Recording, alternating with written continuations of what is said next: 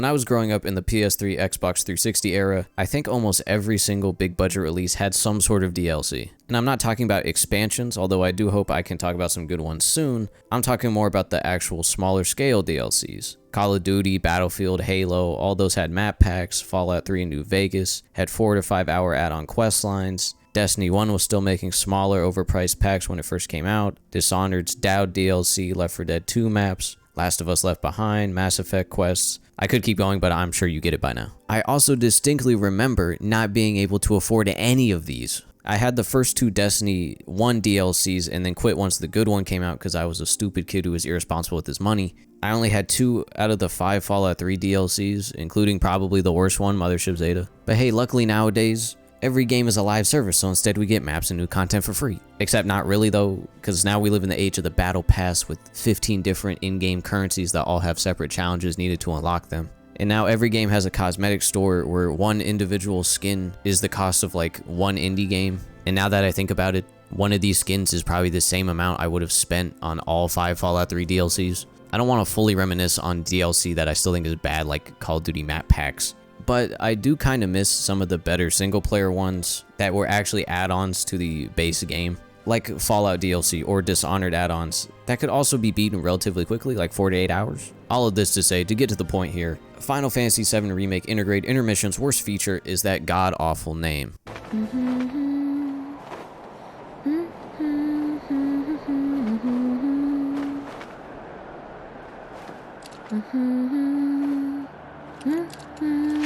Jokes aside, this is a DLC that reminded me of what I thought those old ones really should be. Actually, does it even count as DLC at this point? It comes bundled in with the most widely bought version of the game anyways. And I also don't think you can actually buy it for the PS4 version, which would be the only version of the game that would need for this to be bought as an add-on. You know, the actual launch version that I'm sure most people had. This always sucks. There's always some big AAA thing I want to compliment, and there's always some stupid-ass corporate caveat that kind of puts a dour note on things. I'm sure they said it was due to hardware limitations, but still locking out the launch console from extra content is pretty gross. It hurts even more because if you read the title of this video, I think this DLC is extremely good. To me, it's easily the most consistently great portion of Final Fantasy VII Remake, and it's all new. If you want to see more overall thoughts I had on the base game, here's a shameless plug to go watch that video first. But one problem I had is that most of the new content was kind of hit or miss. Here, this is 100,000% not the case. Yuffie's new original side story alongside the main plot is up to the very best from Remake, which was mostly the loving recreations of iconic moments from the original. Surprise, surprise. Now, for the rest of the video, I'm going to go fairly in depth and spoil some things, so if you want to play Remake or this DLC, I highly recommend both of them. The best thing I can say about this DLC is that it actually fixes a lot of issues I had with the base game that I didn't think would get fixed before Rebirth. Starting with the side content, there are no actual green marker side quests, and that is a huge W over the base game.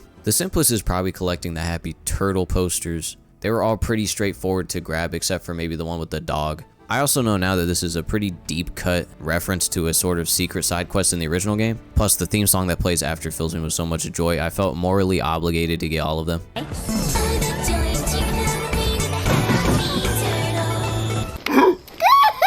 The new summon fight with Ramuh proved how bad I actually am at this game when I can only control one character. It was overall a nice challenge for normal difficulty, and it joins the ever-growing pantheon of really good boss fights from the series. But by far the biggest surprise for me was that they put fucking Clash Royale in this game. When I first played, I didn't even know Fort Condor was a minigame from the original. All I saw was that cancerous mobile catastrophe I put way too much time into during high school. At first, I can't lie, I was not excited in the slightest to even play the tutorial for this. However, when taking out the predatory microtransactions, X-Bow, and other people, this is actually a surprisingly fun and in-depth minigame. Why are there so many unit and board types? Why are there loadouts for this and not materia? Why is it actually fun? Why is this version low-key better than the one in Rebirth? It's probably the best minigame in Remake overall, but I still personally have a soft spot for the squat minigame. And after all the Sector 7 stuff, just when I thought I was done with the side content minigames, I forgot about my old ancient enemy.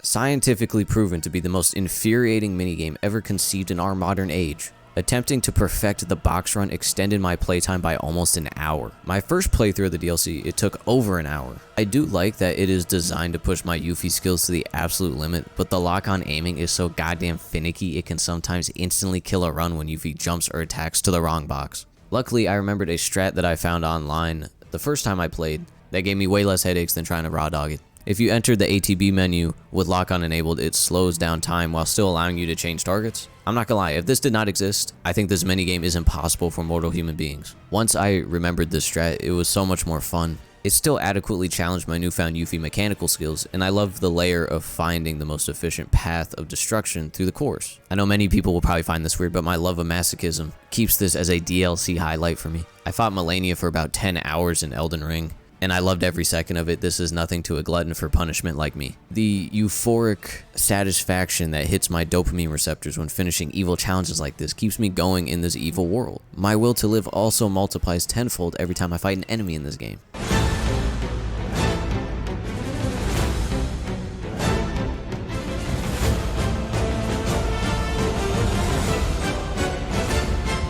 I just recently finished Final Fantasy 16. I'm still debating if it's worth doing a video on, but one thing I really miss from that is controllable party members. Here, there's actually a similar setup with Yuffie being the only fully controllable party member.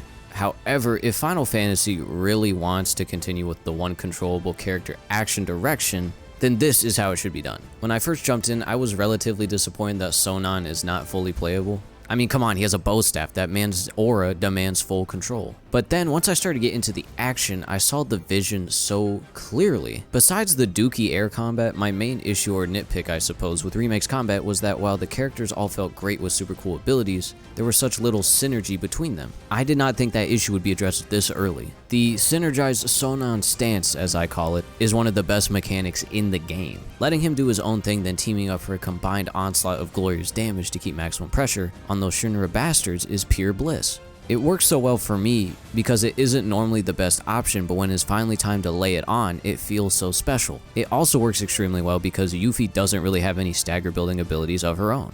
It's a rare necessity that works so well within the flow of combat. Also, the synergized Art of War attack looks so badass. The other layer that brings it all together in me is still being able to control Sonon's ATB abilities and his loadout. Instead of being a glorified Call of Duty NPC for most of the fight, instead he is extremely useful to anyone's playstyle of choosing. I may not have been able to switch to him, but to be honest, I didn't really need to. He also took way less damage than he would have if I was on the sticks. But Sonon wouldn't be half as good if it wasn't for the star of the show herself, Yuffie. She is probably the most fun character in the game. Listen, I love the main crew, especially Tifa, but they really nailed Yuffie's balanced approach here. Being able to swap pretty much instantly between two viable but not overpowered playstyles feels pretty great. I especially love the elemental ninjutsu ability. It doesn't fully replace having an elemental materia, not that it should anyways, but it does allow for some more build or battle versatility when approaching a fight like the Crimson Mare, where I had lightning equipped for the beefy mech, but could still effectively utilize the weaker fire damage on Scarlet. I just love the flexibility. She covers all the bases, but it's still a bit of a challenge to master those mechanics and really have those synergize as well, in and out, going from melee to range and back and forth, depending on who you're fighting.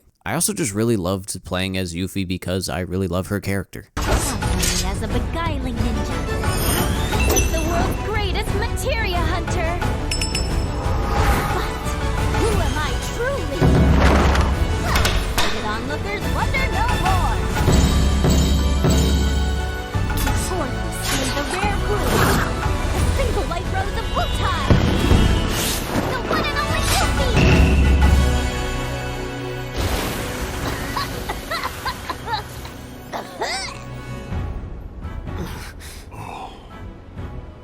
Never mind, it's just some kid. Now, normally around 99% of the time, I truly despise the annoying teenage character in any movie, show, game, etc.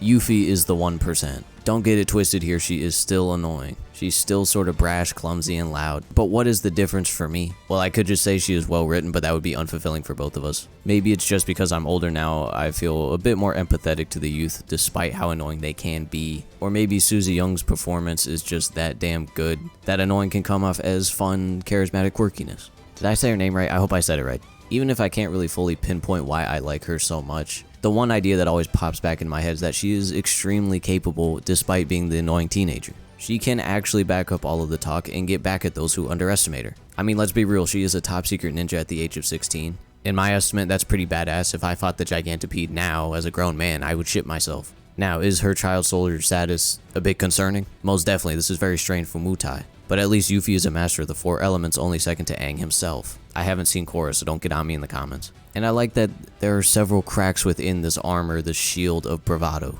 This is Final Fantasy VII we're talking about. None of these characters are truly honest about who they are. However, I don't think Yuffie's truly comes to a head, truly becomes some sort of coping mechanism for her until the ending of this DLC. Hey, what's here?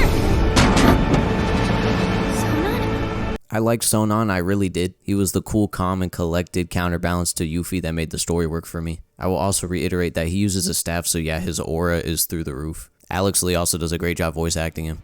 I would still say I preferred Cloud's annoyed older brother dynamic in Rebirth more, but here the overprotective trying to redeem myself older brother works well given the limited screen time. But goddamn, I really should have known better. This is a game about loss. I never should have anticipated that this man was making it out. Yuffie couldn't just be the carefree teen character. She had to have reality come crashing down hard somehow. Actually, literally in the sense. And he unfortunately was the main instrument. Like I said, it had to happen though. Yuffie was kind of an outlier for me in the original. Everyone else had these depressing ass pasts full of loss and grief. Then here's the annoying quirky ninja girl who wants to rob you. And Kate Sith was there too, I guess. I don't know, I never used him. In my eyes, this just gives her so much more reason to actually join up with Cloud's band of fools once she firsthand sees the evils they are attempting to stand against. And I would also add she has more than enough reason to steal from them now, thanks to good old-fashioned trauma-induced fear. Although for me personally, just seeing Deepground would have been traumatic enough. I don't know really that much about these guys. I know that they are from Dirge of Cerberus. I know I am obligated to play it one day, which kinda sucks. But for now, I like that they were here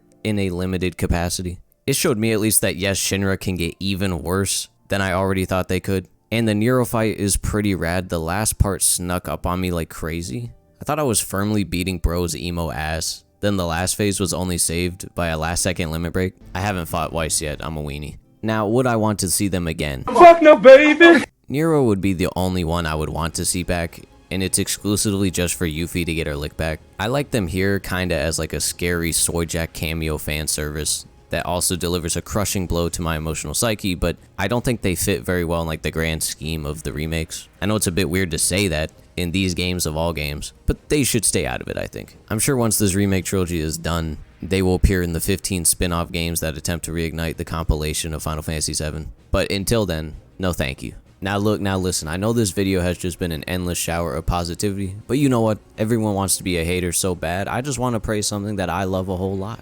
I didn't expect it to be as good as it was the first or the second time, but if there was anything I was disappointed by, it was the areas. I love Sector 7, and it was cool to infiltrate the basement of Shinra Tower this time, but I would have preferred at least one new part of Midgar. They keep showing it to us, the city is massive, and they missed the chance with an entirely new story to take us somewhere at least somewhat new. I also found it a bit weird because I think they did the opposite with all of the music. They honestly could have just added Yuffie's theme to the already banging 10 out of 10 soundtrack, and I wouldn't have been too irked by it. Then here I am in a place that I've kind of been to before, with all new smooth jazz soothing my eardrums.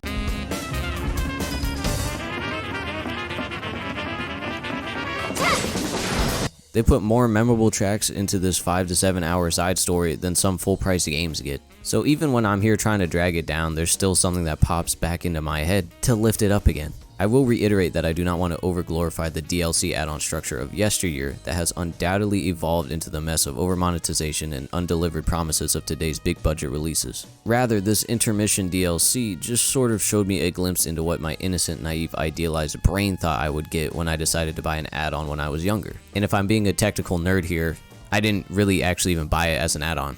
It just came with the version of the game I bought. Old me would have been so excited, and new me was excited to talk about this 5.5 hour little adventure. I know that Square Enix executives would throw me into a bottomless pit for a stock increase, and yes, I know that they have had some more than questionable actions in the past. However, that does not stop the fact that I think the actual developers made a DLC that actually added on to and fixed minor nitpicks from a game. This is not a DLC that underdelivers on broken promises from launch for even more money. This is not a form of short-term cosmetic monetization that takes advantage of my flawed human psyche to demand an overpriced purchase. It's just a good additional side story to a game that I already love that is most certainly worth the price of admission. And that's all I think I need it to be. Yes, I know the bar is in the gutter currently for modern day DLC, but it just shows in my opinion, This thing is head and shoulders above the rest, at least that I've played. But what about you, dear viewer? There's a comment section for a reason. First, I want to thank you for watching, but also feel free to comment either an old or new DLC kind of like this that you enjoy, that you want people to know about, that I want to read about. While you do that, I'm going to go play The Last of Us. I will see all of you beautiful bastards in the next one, which hopefully gets released in less than a month.